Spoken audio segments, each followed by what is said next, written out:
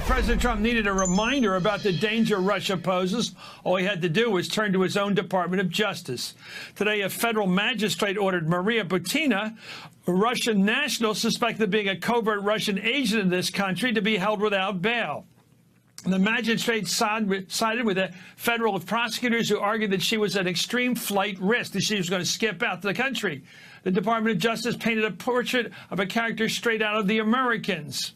According to court documents, Butina was in regular contact with the Russian intelligence agency, the FSB, using sex and deception to forge important political connections.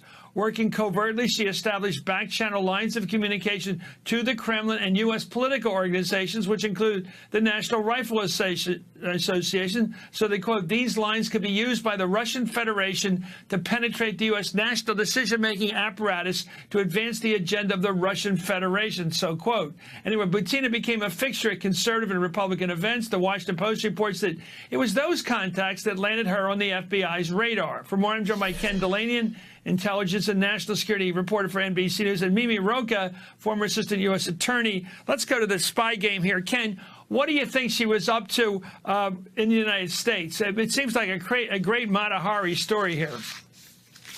It's incredible, Chris. She was an agent of influence. She's not accused of trying to get military secrets. That's why she's not charged with espionage. What she's accused of doing is trying to build a back channel to American politicians, specifically Republican politicians, through the National Rifle Association. It's really amazing. I mean, those of us who cover this case closely have known about Maria Butina for some time, but never in my wildest dreams, Chris, did I imagine that the FBI would uncover a plot this elaborate, that she was actually in touch and being handled by Russian intelligence officials. And don't forget, her main handler was a guy named Alexander Torshin, who's a Russian central banker who tried to broker a back channel between Vladimir Putin and Donald Trump during the campaign.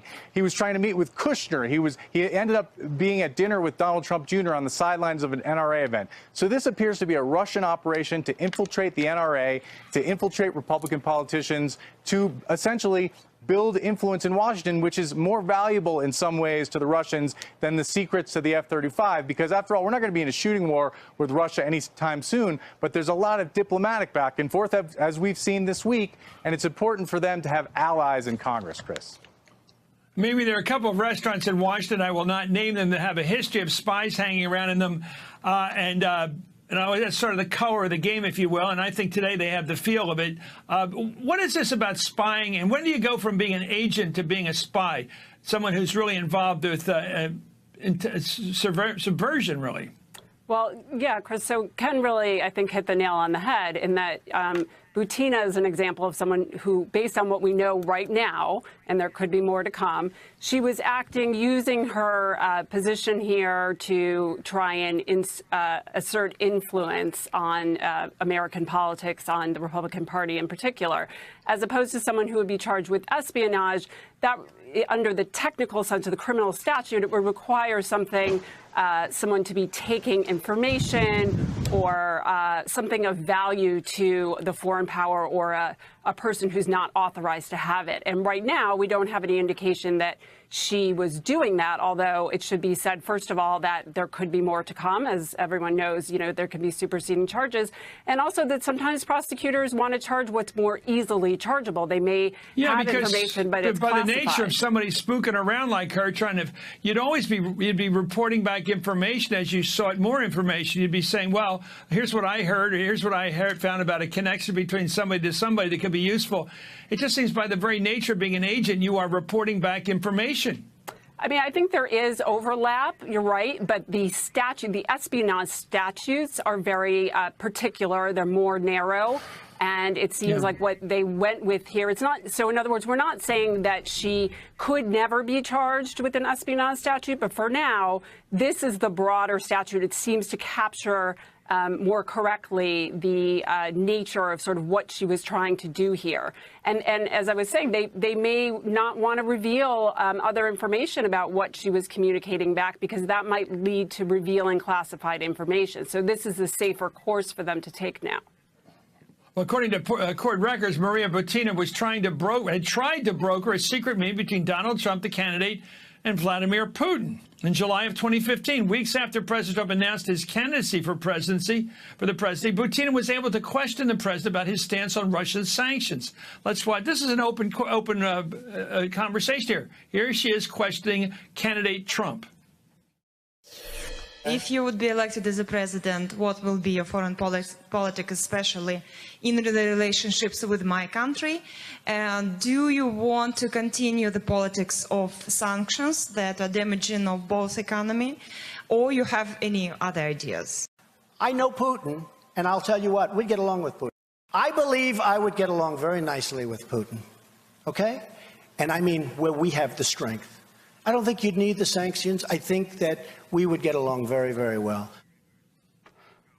Well, Donald Trump wasn't the only high-profile Republican official that Butina had access to in the run-up to the election. She met with Wisconsin Governor Scott Walker, former Republican Senator Rick Santorum, and former Louisiana Governor Bobby Jindal. Maybe what do you make of these contacts? It looks like she was trying to do something active. Right. So it looks like, I mean, the question really is, was she trying to generally assert influence in the Republican Party, or was she in some way connected to the influence operation with respect to the election? And, you know, I know there was some reporting about that question, of that clip that you played of her asking Trump that question, that seemed very planted, if you will, and he had a very prepared answer. And so it does, you know, make one wonder, and, you know, from the prosecutor perspective, wondering means investigate. So I'm sure that if there is a connection between what she's doing, what she's done, and the attempts to influence the election per se, you know, that's when it would sort of come into Mueller territory. Ken, do you think she was an agent there trying to get candidate Trump on the record to say he wanted to get rid of the sanctions? It looked like that's what he was ready to do.